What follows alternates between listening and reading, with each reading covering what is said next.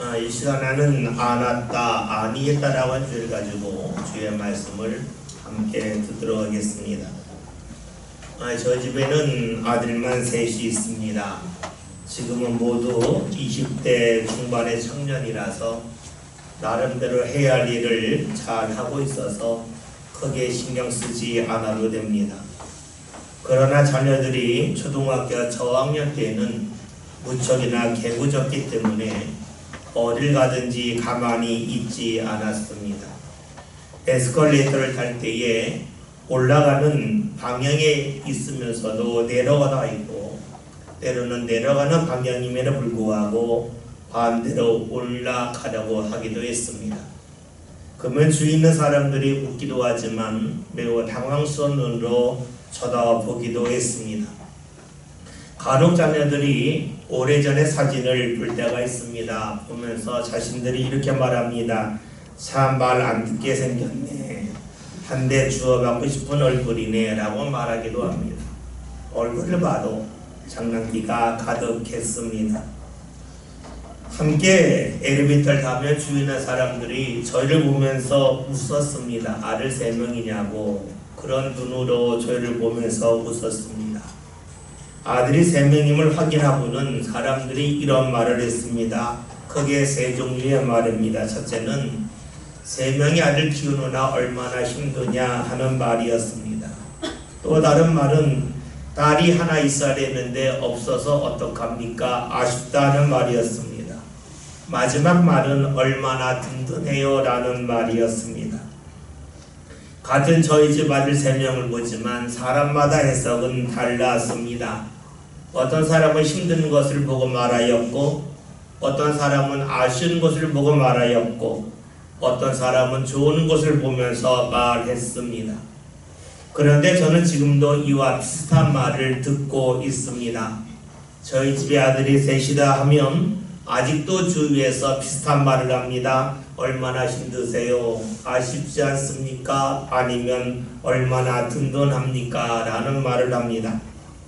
아들이 셋인 것은 분명하지만 사람마다 이에 대한 해석은 각각 다릅니다. 왜 해석이 다르겠습니까? 그 이유는 사람들의 마음과 생각이 다르기 때문입니다. 우리 옛말에 꿈보라 해몽이란 말이 있습니다. 이 말은 꿈을 꿨는데 그 꿈을 어떻게 해석하냐에 따라서 그 꿈이 좋은 꿈이 될 수도 있겠고 때로는 나쁜 꿈이 될 수도 있다는 말입니다. 그런데 꿈보라 해몽이란 말이 꿈에만 한정되는 말이겠습니까? 제 경험으로는 그 말은 꿈에만 적용되는 말이 아닙니다. 꿈보라 해몽이란 말은 현실에서도 그래도 적용됩니다. 그러기에 사람들이 저희 집에 자녀 아들이 3명인 것을 보면서 해석하는 것이 다른 것입니다. 여러분, 그렇기에 꿈보라 해몽이란 말은 이렇게 바꿔 말할 수 있습니다. 사실보다 해석입니다 라고 말할 수 있습니다. 그렇죠. 사실보다 중요한 것이 해석입니다. 저희 집에 아들이 3명 있는 것은 사실입니다. 그런데 이 사실을 어떻게 해석하냐에 따라서 저희를 보고 힘들다고 말할 수도 있고 아쉽다고 말할 수도 있고 든든하다고 말할 수도 있습니다. 여러분, 그렇다면 꿈보다 해몽이 중요한 이유, 즉 사실보다 해석이 더 중요한 이유는 어디 있겠습니까?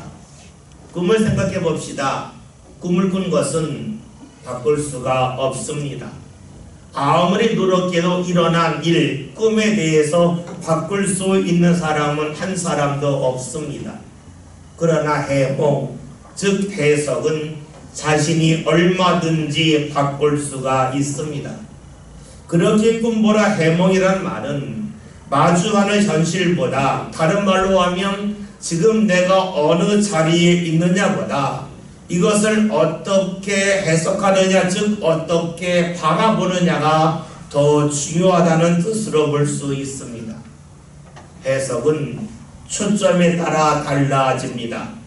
어디에 초점을 맞췄느냐, 즉 무엇을 중요하게 보느냐에 따라서 해석은 얼마든지 달라질 수 있습니다.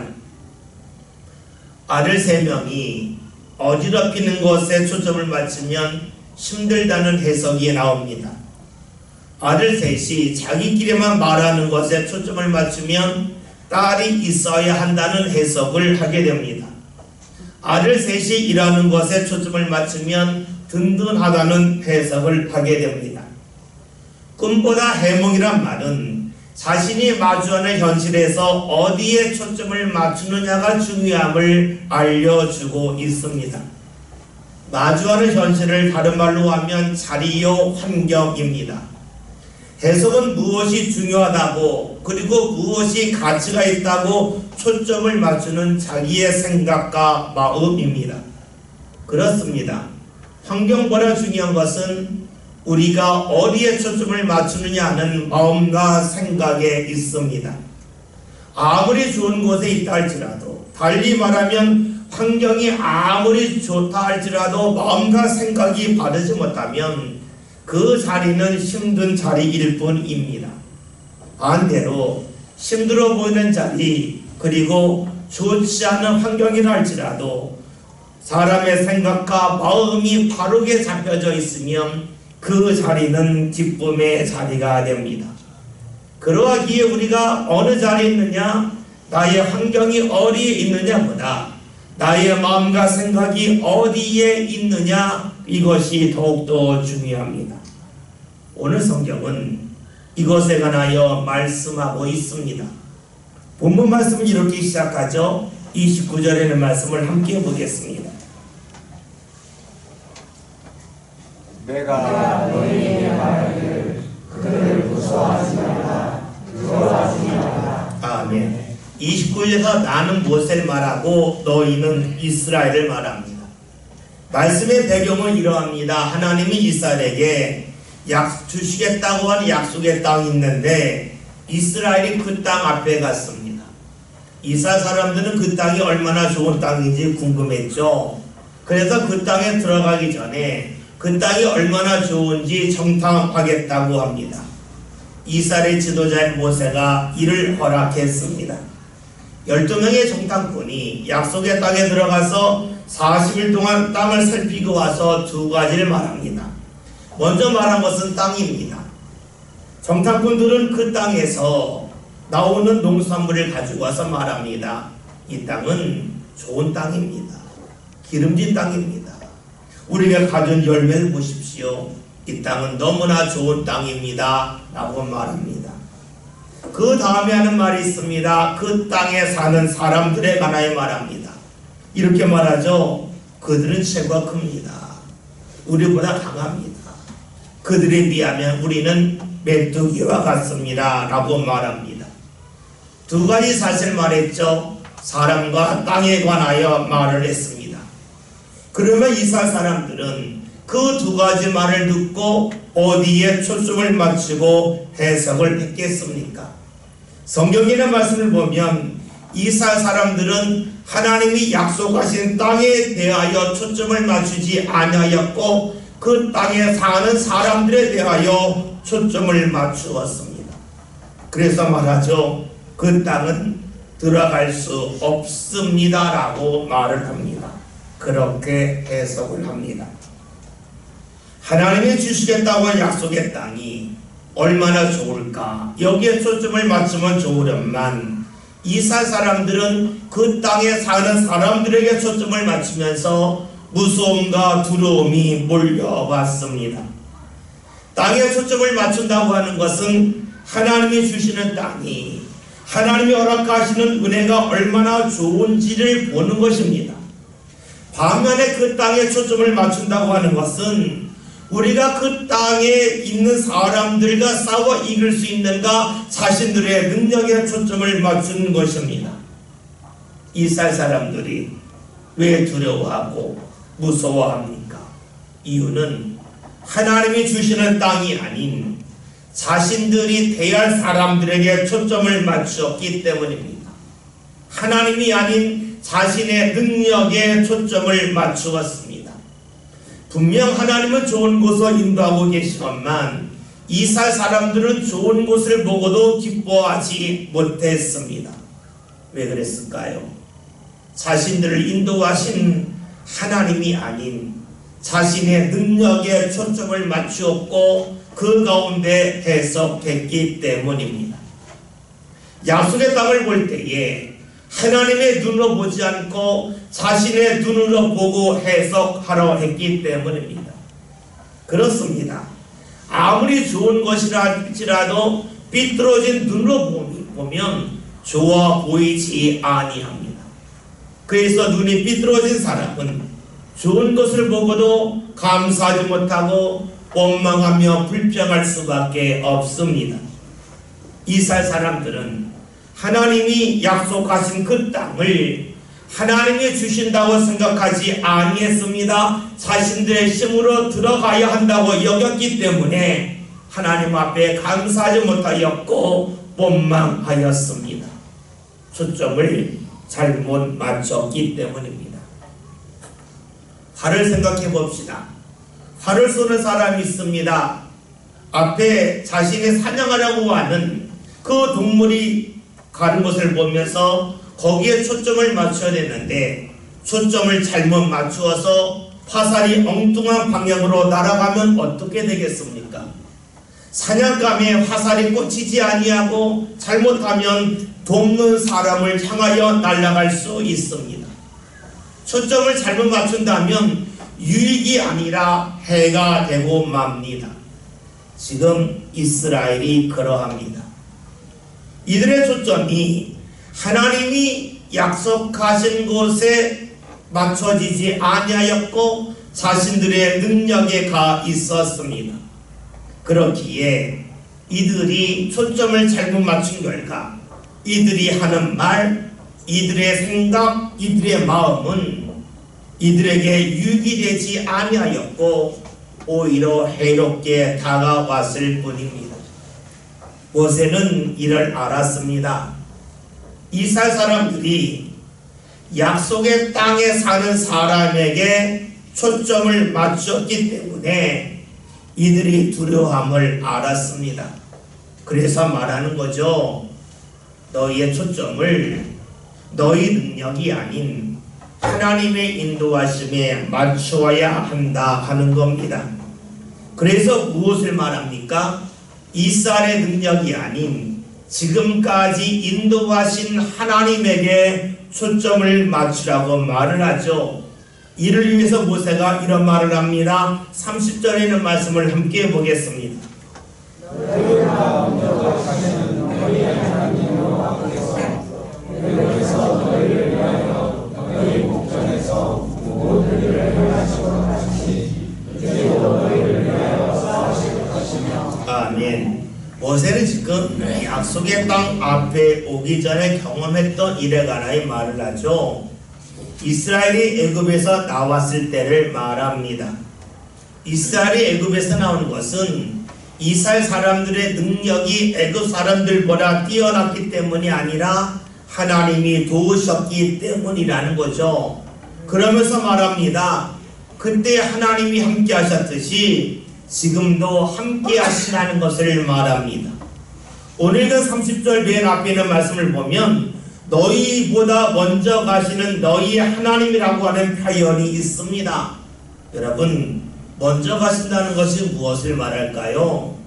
먼저 간다고 하는 것은 시간적으로 먼저 가신다, 때로는 공간적으로 앞서 가신다는 말이 될 수도 있습니다. 그러나 먼저 가신다고 하는 것은, 앞서 가신다고 하는 것은 하나님의 뜻과 계획이 사람의 뜻과 계획보다 훨씬 더 앞선다 하는 것을 말합니다. 이것을 달리 말하면 하나님의 인도하심은 사람의 생각을 훨씬 더 뛰어넘는다는 것이 되겠지요. 이스라엘이 애굽에서 나왔을 때에 이스라엘이 앞을 향해 계속 가다가 바다 앞에 이르게 되었습니다. 이때에 애굽의 왕의 부하가 많은 군사를 이끌고 이스라엘을 잡으러 왔습니다. 이스라엘 사람들이 앞을 보았더니 바다입니다. 도망갈 길이 없습니다. 길이 없다고 그들은 탄식하며 원망했습니다. 그런데 하나님께서는 바다를 갈라지게 하셨고 그 바다 한가운데 길을 내셨고 그 길로 이스라엘로 하여금 건너가게 하셨습니다. 사람들이 볼 땐 길이 없다고 여겼지만 하나님은 그곳에도 길이 있음을 보여주셨습니다.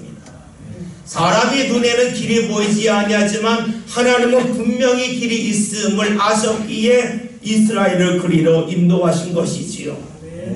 그러면 애굽에서 나올 때만 하나님이 함께 하셨을까요? 그것이 아님을 모세는 말해주고 있습니다. 31절에는 말씀을 함께 봅니다. 사람이 자기 아들을 낳는 것 같이 너희를 여호와께서 너희가 걸어온 길에서 너희를 낳으사 이곳까지 이르게 하셨느니라. 아멘. 이스라엘이 바다를 건너고 광야를 지납니다. 광야는 비가 거의 내리지 않아서 사람이 살기 힘든 곳입니다. 그런데 이스라엘이 그 광야를 지났습니다. 광야를 지나는 것은 이스라엘 사람들이 체력적으로 강인했기 때문이 아닙니다. 그들이 치밀한 계획을 잘 세웠기 때문이 아닙니다. 모세는 알려주고 있습니다. 사람이 아들을 낳는 것처럼 하나님이 너희를 안았기 때문이라고 말하고 있습니다. 어린 자녀를 둔 부모가 자녀를 안을 때가 있죠. 언제 안습니까?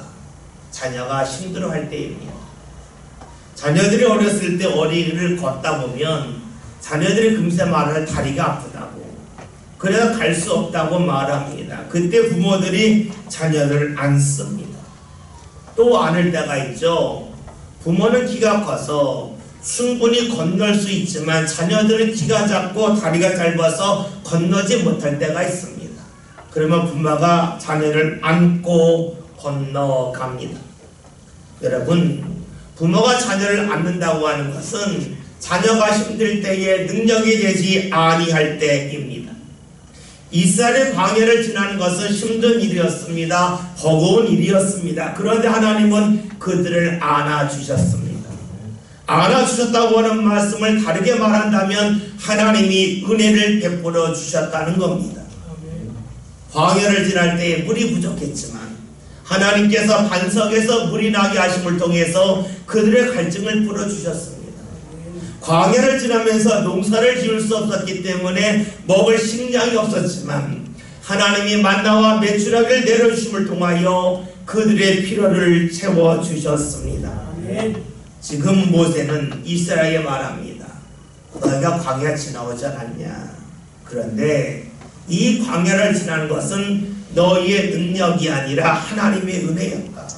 하나님이 너희를 안았기 때문이라고 말하고 있습니다. 지금까지 애굽에서 나온 것도 광야를 지나는 것도 모두가 하나님의 은혜였습니다. 그런데 문제는 이스라엘은 이것을 잊었다는 데 있습니다. 잊었다고 하는 것은 무엇을 말할까요? 여기까지 오기까지 하나님이 도우신 것이 아니라 자신의 능력 가운데 왔다 하는 겁니다. 지금까지 내 능력 가운데 왔기 때문에 앞으로도 내 능력 가운데 살겠다고 하는 것이 이스라엘의 마음입니다. 애굽에서 나온 것도 광야를 지난 것도 자신들의 능력이기 때문에 약속의 땅에 들어가는 것도 자신들의 능력으로만 가능하다고 여기고 있습니다. 여러분, 이런 모습이 이스라엘에게만 있는 것이겠습니까? 유감스럽게도 이런 모습은 오늘 우리들에게도 있고, 아니 모든 사람에게 있습니다. 우리 옛말에 이런 말이 있죠. 원수는 돌에 새기고 은혜는 물에 새긴다는 말이 있습니다. 무엇을 말합니까? 사람은 좋은 것에 대하여 은혜 받은 것에 대해서 쉽게 잊어버리지만 자신이 힘들고 어려움을 당한 것에 대해서는 오랫동안 기억한다는 데 있습니다.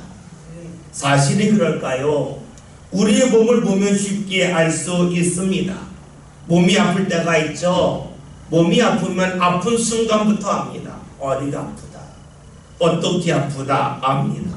그런데 몸이 낫는 것은 언제 낫는지 모릅니다. 놀랍지 않습니까? 아픈 것은 바로 아는데 낫는 것은 잘 모릅니다. 아픈 것은 순간적으로 알지만 낫는 것은 오래 지나도 잘 알지 못합니다. 왜 그럴까요? 사람은 불편한 것은 기억하지만 좋은 것은 기억하지 못하기 때문입니다. 사람을 대할 때로 역시 그러죠. 누군가 나에게 힘든 일을 행했다면 그 사람 오래 기억합니다. 그런데 나에게 무언가 선을 베푸고 좋은 것이 있다면 그것을 쉽게 잊어버립니다. 그래서 사람들이 하는 말이 있죠. 자신은 손해보고 산다는 겁니다. 왜 그런 말을 할까요? 자신이 누군가를 도운 것은 기억하지만 누군가에게 도움받은 것을 기억하지 못하기 때문에 자신은 돕기만 한 사람이고 도움을 받지 못한 사람이라고 생각하니까 자신은 손해보고 산다고 말을 합니다. 이것이 하나님 앞에서도 그래도 이어집니다. 하나님께 받은 은혜가 있습니다. 이것은 쉽게 잊어버립니다. 도움 받을 때에는, 은혜 받을 때는 감사하고 찬양하지만 얼마 지나자 다 잊어버립니다. 그러기에 사람이 죄인입니다. 하나님은 이스라엘의 광야를 지날 때에 안 왔습니다. 은혜 가운데 광야를 지나게 하셨습니다. 그리고 약속의 땅 앞에 이르도록 이끌어 주셨습니다. 그러나 이스라엘은 어떻게 합니까? 32절에는 말씀을 함께 보겠습니다.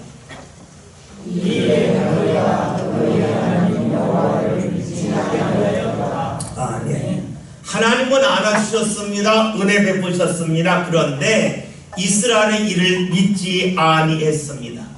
지금까지 하나님이 함께 하셨다는 사실을 이들은 새카맣게 잊어버렸습니다. 오직 우리의 능력 가운데 여기까지 왔다고 생각했기 때문입니다. 그래요. 사람은 하나님의 은혜를 받지만 은혜를 잊어버립니다. 잊어버리는 이유가 어디 있겠습니까?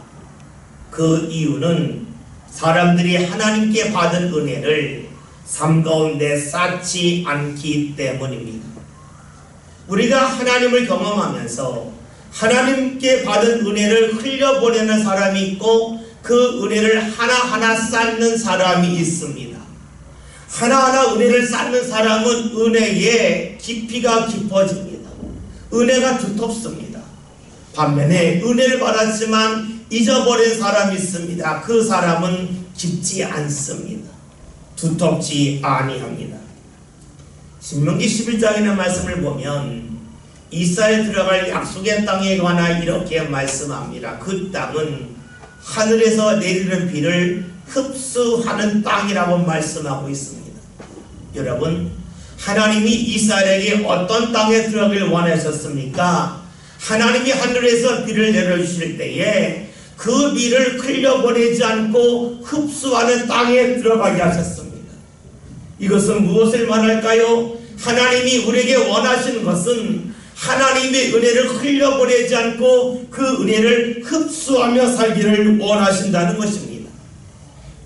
이스라엘 사람들은 하나님의 은혜를 오랫동안 받았습니다. 많이 받았습니다. 그러나 흘려보냈습니다. 잊어버렸습니다. 그러하기에 하나님을 믿지 아니합니다. 여러분, 이 정도 되면 이스라엘 사람들의 모습이 괘씸하지 않습니까? 만약에 여러분이 누군가에게 오랫동안 은혜 베풀었는데 그 사람이 그 은혜를 다 흘려보내고 흡수하지 않고 마치 은혜 하나도 받지 않는 것처럼 여러분을 대한다면 여러분은 어떻게 대하시겠습니까? 그런 사람 꼴도 보기 싫어할 겁니다. 아니, 사방에 다니면서 저 사람 상대하면 안 돼 라고 말할 것입니다. 그런데 하나님은 다르십니다. 어떻게 다르실까요? 33절에 있는 말씀을 보겠습니다.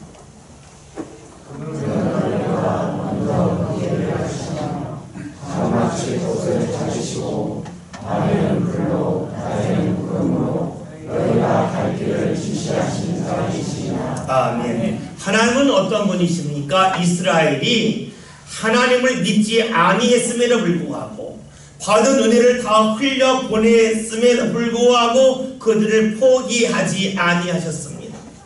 그러기에 이스라엘이 하나님을 믿지 않는 가운데도 낮에는 구름 기둥으로 밤에는 불 기둥으로 그들과 함께 하셨습니다. 우리는 하나님을 주님이라고 믿습니다. 여러분 주님이 무엇입니까? 주도하기 때문에 주님입니다. 끌려다니면 주님이 될 수 없습니다. 하나님이 나의 주님이 되신 이유는 하나님이 나에게 끌려다니지 아니하신다는 겁니다. 무엇을 말할까요? 내가 하나님을 멀리하니까 하나님도 나를 멀리한다면 하나님은 나의 주님이 아니십니다. 왜냐? 내게 끌려다니시는 분이기 때문입니다. 하나님은 주님이십니다. 주님이신 이유는 사람에게 끌려다니지 않기 때문입니다. 하나님은 이스라엘에게 끌려다니지 아니하셨습니다. 이스라엘이 하나님을 받아들이지 아니한다고 해서 하나님을 믿지 아니한다고 해서 하나님마저도 이스라엘을 멀리하거나 그들과의 관계를 끊지는 아니하셨습니다. 이스라엘이 하나님을 믿지 아니함에도 불구하고 하나님은 계속해서 그들에게 은혜를 베풀어 주셨습니다. 하나님을 믿지 아니하지만 그들에게 계속해서 구름 기둥과 불 기둥을 통하여 함께하여 주심을 보여주셨습니다. 하나님은 어떤 분이십니까? 이스라엘에게 은혜 주시기를 원하시는 분입니다. 지금 받지 못한다면 다음에 나를 받아내지 않겠냐? 이것이 바로 하나님의 마음입니다. 하나님은 이스라엘을 안았습니다. 그들에게 은혜를 베푸셨습니다. 그러나 이스라엘은 하나님의 은혜를 받아들이지 아니했습니다. 그러나 하나님은 이스라엘을 포기하지 아니하셨고 그들을 계속해서 붙잡아 주셨습니다. 이것이 바로 하나님이십니다. 이런 하나님의 모습은 예수를 통하여 분명하게 드러납니다. 우리가 잘 알고 있듯이 예수님의 수제자는 베드로입니다. 예수님께서 베드로에게 십자가에 달리시기 전에 네가 나를 모른다고 부인할 거라고 말씀하셨죠. 베드로 말합니다. 제가 죽을지언정 끝까지 예수님을 따르겠습니다 라고 말했지만 베드로는 예수님의 말씀대로 3번이나 예수님을 부인합니다. 그렇게 예수님을 부인했던 베드로가 부활하신 예수님을 만납니다. 예수님을 만났을 때 그는 감격스러웠습니다. 그러나 시간이 지나면서 그에게는 부끄러움이 몰려왔습니다. 내가 예수님을 믿지 못했구나. 내가 어떻게 3년 동안 예수님과 함께 했으면서 예수님을 믿지 못한단 말인가? 자기 스스로에게 부끄러웠습니다. 그래서 부활하신 예수를 만난 후에 얼마 지나지 않아 그는 갈릴리로 돌아갑니다. 예수님을 만날 자신이 없었기 때문이죠. 그래서 과거로 돌아가서 다시금 물고기를 잡습니다. 그런데 부활하신 예수님은 그런 베드로를 만나기 위하여 다시금 갈릴리 호수로 다가가셨습니다. 그리고 그를 불러주셨습니다. 예수님은 어떻게 하셨습니까? 베드로가 예수님을 멀리했지만 끝까지 그를 포기하지 아니하셨고 그와 함께 하셨습니다. 베드로가 예수님을 멀리하고 믿지 아니했지만 그럼에도 불구하고 예수님은 그를 끊임없이 안아주셨습니다. 왜 예수님이 주님이십니까? 그 이유는 우리에게 끌려다니지 않기 때문입니다. 우리가 주를 멀리했다고 해서 주님도 우리를 멀리하지는 아니합니다. 우리가 주를 멀리했다 할지라도 믿지 아니한다 할지라도 주님은 계속해서 우리를 안으시려 합니다. 그래서 우리에게 다가오십니다. 오늘 말씀 제목이 안았다 아니했다입니다. 하나님은 이스라엘 사람으로 안아주셨습니다. 그러나 이스라엘 사람들은 하나님의 은혜를 받았음에도 불구하고 그 은혜를 다 흘려보냈기 때문에, 쌓지 않았기 때문에 하나님을 믿지 아니합니다. 하나님을 멀리하였죠. 그러나 하나님은 그런 이스라엘이라고 해서 포기하지 아니하셨습니다. 구름기둥과 불기둥으로 끊임없이 그들과 함께 하셨습니다. 이스라엘에게 끌려다니지 아니하시고 계속해서 안아주셨습니다.